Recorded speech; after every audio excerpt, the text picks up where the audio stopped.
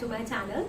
So I'm Gargi Vashne and I'm a final year MBBS student at KGMC Lucknow, and in today's video we'll be talking about should you apply for NEET counseling or not.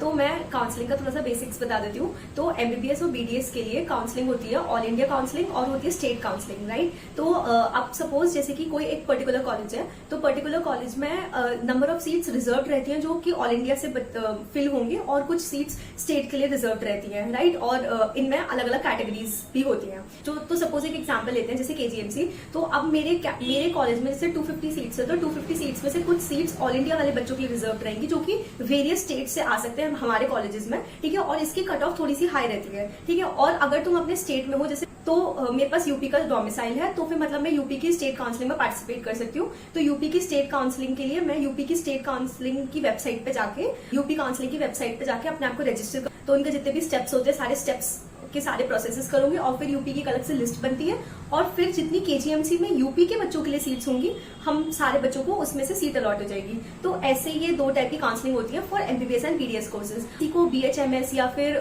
Veterinary sciences या फिर homeopathy में admission लेना है, तो इनके लिए तो इनकी काउंसलिंग अलग होती है। जैसे कि आयुर्वेदा के आयुष के जितने कोर्सेज होते हैं, जैसे कि आयुर्वेदा, यूनानी, सिद्धि एंड होम्योपैथी, इन सब की काउंसलिंग एक पर्टिकुलर अलग वेबसाइट पे होती है, ठीक है। और जैसे वेटनरी की है तो वेटनरी की एक अलग वेबसाइट पर होती है। तो यार I am not a counselling expert, तो मैं एकदम ऐसे स्टेप बाय स्टेप तो ऐसे स्टेप बाय स्टेप तो मैं क्या करना होता है काउंसलिंग के लिए, वो तो मैं obviously I am not an expert in this. So at the end of this video I will be telling you about counselling expert, ठीक है। और उनका एक यूट्यूब चैनल भी है, तो that's the best counselling channel that I know of, ठीक है। और बहुत ही रिलायबल सोर्स है वो, ठीक है। तो you can check it out his channel. I will be telling subsequently in the video, and I will also be explaining about what is cut off and what is choice filling at the end of this video.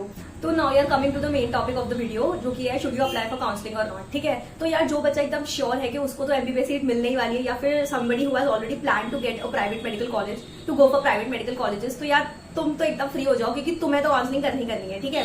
अब यार जो बच्चे drop लेने का सोच रहे हैं, ठीक है, या फिर जो बच्चे बॉर्डर लाइन पर है, मैं तो कहूंगी कि यार काउंसलिंग के लिए अप्लाई कर दो, ठीक है। मैं ऐसा क्यों सजेस्ट करती हूँ हर किसी को, क्योंकि मैं भी अपने टाइम पे ऐसे ही सोचती थी, और मैं ये सोचती थी कि यार मैंने खुद से देखे हैं ऐसे बहुत सारे बच्चे जो कि यार काउंसलिंग में जाके गलती कर देते हैं, ठीक है। मतलब लास्ट तुमने इतने अच्छे से एग्जाम निकाल दो, तुमने काउंसलिंग में गलती कर दी, ठीक है। और यार तुमने काउंसलिंग में गलती कर दी, और यार इसकी वजह से लोग इतना मीडियोकर सा कॉलेज ले लेते हैं despite having such a good rank, ठीक है।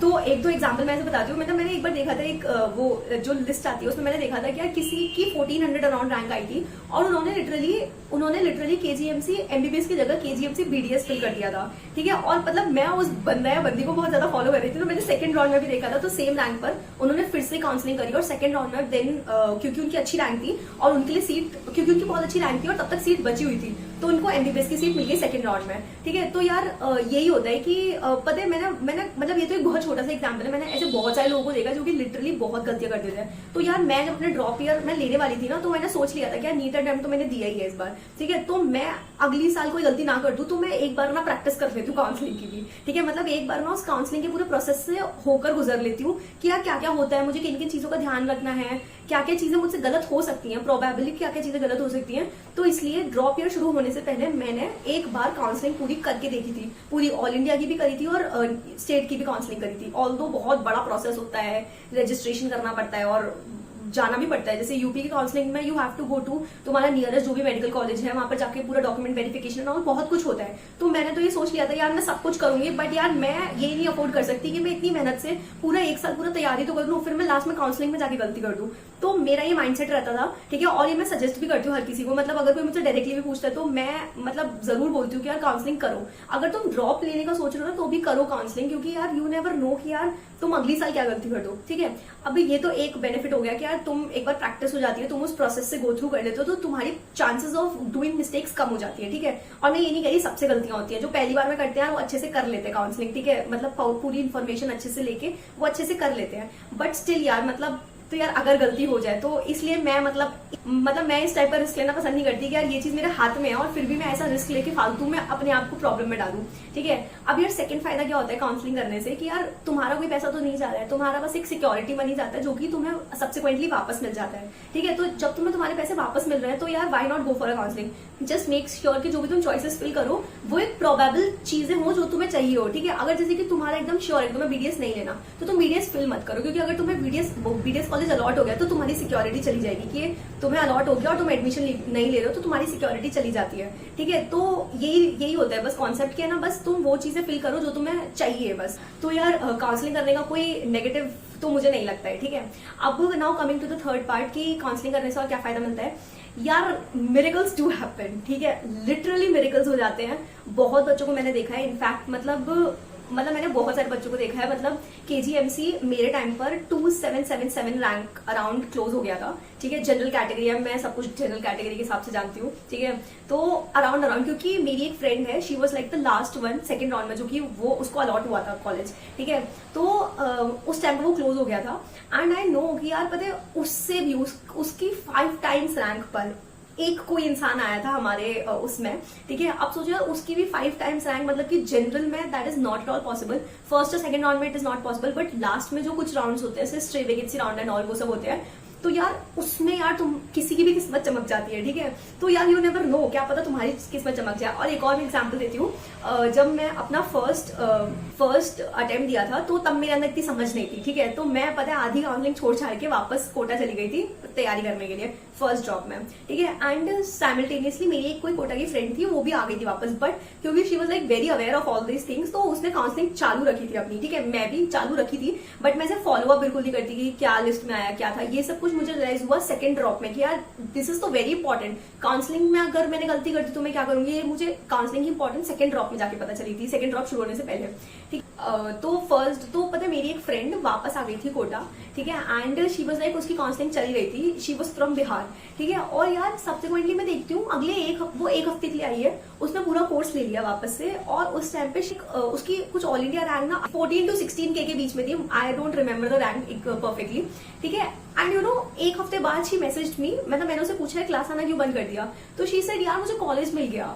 मतलब literally she got a college. ठीक है, एंड आई वाज तो लाइक यार वेरी शॉक कि यार मतलब ऐसा कैसे पॉसिबल है। तो तब मुझे समझ आया ओ एक स्ट्रे वैकेंसी राउंड होता है, तो लास्ट में अगर तुम मतलब यू नेवर नो यार उस टाइम पे बहुत मिरेकल्स होते हैं। तो यार काउंसलिंग के ना 3 बेनिफिट्स होते हैं। ठीक है, ऑल्दो तुम्हारा टाइम वेस्ट होगा जब तुम ड्रॉप की तैयारी कर रहे हो और तुम्हें नेक्स्ट ईयर करनी है तो अभी से क्यों करना है, बट यार ये 3 बेनिफिट्स ना हमेशा ध्यान रखना काउंसलिंग के कि अगर तुम ड्रॉप लेने वाले हो। ठीक है, और अगर तुम बॉर्डर लाइन पे हो फिर तो बिल्कुल ध्यान रखना कि यार अगली साल बहुत चांसेस है कि तुम्हारा सिलेक्शन हो जाए। ठीक है, तो कोई गलती नहीं होनी चाहिए स्पेशली काउंसलिंग में। सेकंड ऑफ ऑल तुम्हारा मनी रिफंड हो जाएगा, तो एक बार काउंसलिंग में जाने से क्या मतलब काउंसलिंग करने से क्या लॉस है। ठीक है, और थर्डली यार मिरेकल्स डू हैपन, क्या पता you are the next one जिसके साथ मिरेकल हो जाए। ठीक है, तो यार मैं ना तुम्हें कट ऑफ का और चॉइस फिलिंग का ना एक बहुत ही सिंपल सा मतलब समझा देती हूँ कि वो एक्चुअली में क्या होता है।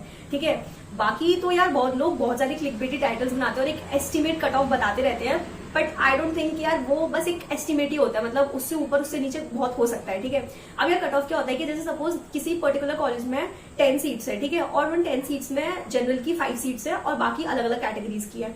तो अब यार जब हम लोग रजिस्टर करेंगे और एक मेरिट लिस्ट निकलेगी, उसके बेसिस पे जो पहले 5 बच्चे जनरल के होंगे या फिर पहले जैसे सपोज कोई कैटेगरी के भी बच्चे हों तो उन्होंने अगर जनरल से सीट उठा ली, जिस लास्ट नंबर पे वो खत्म होगा, मतलब जैसे कि सपोज वो खत्म, तो लास्ट जो बच्चा जिसकी वो 5th सीट फिल हुई उस कॉलेज की, वो सपोज किसी 600 मार्क्स पे फिल हुई, किसी बच्चे के 600 मार्क्स है, तो उस कैटेगरी का, उस कॉलेज का, उस साल का वो कट ऑफ हो जाता है। ठीक है, अब जैसे कि सपोज मेरे टाइम पर जब मैंने एडमिशन लिया था तो मेरी ही फ्रेंड है जो कि she was like the last one to get a KGMC की सीट। ठीक है, और यूपी से उसने ली थी सीट। ठीक है, उसकी रैंक थी 2777। ठीक है, और मैंने उसके साथ एक पॉडकास्ट भी बनाया हुआ है, in fact she was my batchmate in BHU BDS also.